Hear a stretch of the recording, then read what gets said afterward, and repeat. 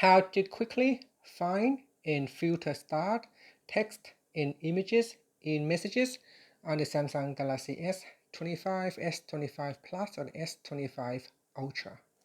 First, tap on the home button to return back to the home screen.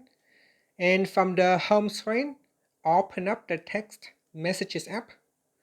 Next, open up the text conversation. Now on the side here, you can see there are some messages that has been starred.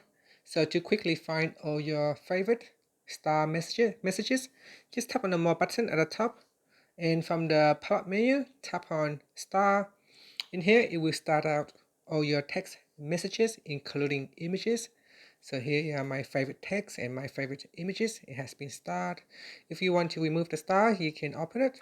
Then right next to the text message, tap on the star button to unstar it. To start again, then tap on the star button to favorite the text message. And that's it. That is how you can find and filters star text and message and images in messages on the Samsung Galaxy S25, S25 Plus, or the S25 Ultra. So go into the menu, tap on start, and here you'll be able to locate all your favorite star messages and images. Thank you for watching this video. Please like and subscribe to my channel for more videos.